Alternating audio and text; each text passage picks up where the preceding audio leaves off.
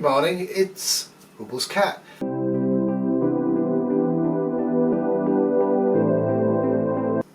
One of my subs sent me an email, Candy Campbell from California, and she actually coalesced a whole bunch of stuff for me. It's a really nice email. She sent me two. Thank you, Candy, I really appreciate it. Kitty won't wear an N95 if her co-workers don't have access to them. And I'm really upset about that. I've told her she has to put the N95s on if viral load becomes high in her occupational place of work. As you can see from my hospital, they're still maintaining that it's airborne droplet. Now, bearing in mind this is a hospital whose IP&C, Infection Prevention and Control Department, maintained it wasn't airborne for months when it clearly was, and said it was contact only. So they're now claiming that the methods they put in place for contact spread, generally speaking, they're not talking about intubation, they're talking about generally working in the hospital, were good enough for contact, but they're also good enough for droplet, airborne.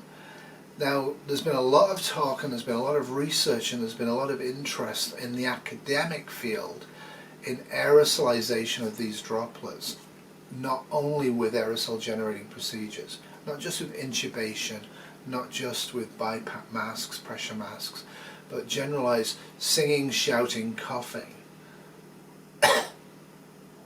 Yes, you get waterborne droplets, but they drop quite quickly, and if you have a face mask on of any sort, you've got a much less risk of inhaling it.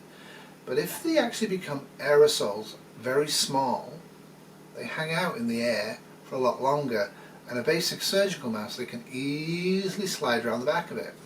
Now, one thing for sure, so far at my hospital, we haven't had a large number of cases, but we have had a fairly high density of them, and weeks have gone by, is that there pretty much have been zero transmission to staff using the methods we had.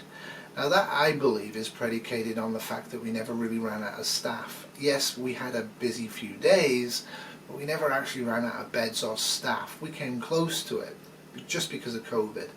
So that's another interesting thing. If you actually overwhelm staff by staff not being there or staff being overworked and too many people with the same viral load in an area, I think we would start to see staff-to-staff transmission. I'm very interested in the American experience, and that's where a lot of our chit-chat is coming from, that they are seeing significant numbers of people getting it who work in the hospitals down there. Now, this information is for some reason not generally widely available, and this mostly is coming from academic researchers talking to other academic researchers.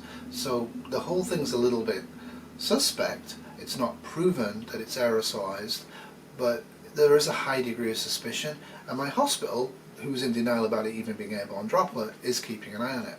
So Candy was really interesting. What she said was a lot of people have beards, but because they're using bandanas and other coverings, they don't feel the need to shave the beard, and probably they don't need to.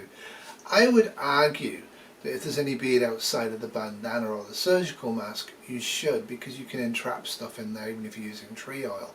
And I still maintain for a prepper, if you have to be in close quarters with somebody that might be infected, providing CPR or fighting with them hand to hand, you would really prefer to have an N95 sealed, not just the bandana.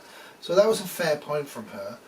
And I also think that she also pointed out to me something that maybe I wasn't that aware of, is that they feel most of their cases in California are Latin, and they feel they're mostly immigrant workers because of the conditions of work and also coming from down south. Like, they've been infected, most of them in America, but because of how they live and where they're working, that's why they're not seeing so many in the white population being so worried about this. Do you think it's reasonable not to be able to put an N95 on if you're a prepper and you have them? I still do not. I do understand Candy's argument, and I do understand Kitty's argument. I don't really care if Kitty is the only one with a supply of N95s in her handbag.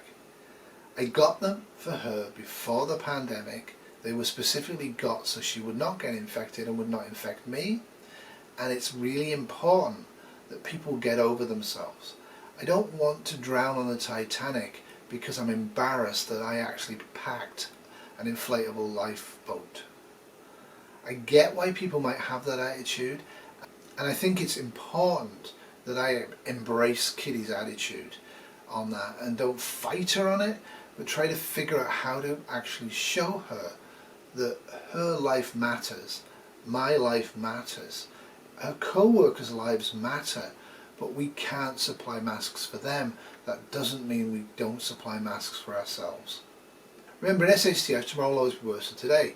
And in a pandemic, tomorrow is always going to be worse than today until we're over the first wave. And the first wave is still rising. Toodles. Meow! This is a beautiful Marmalade Cat production, 2020.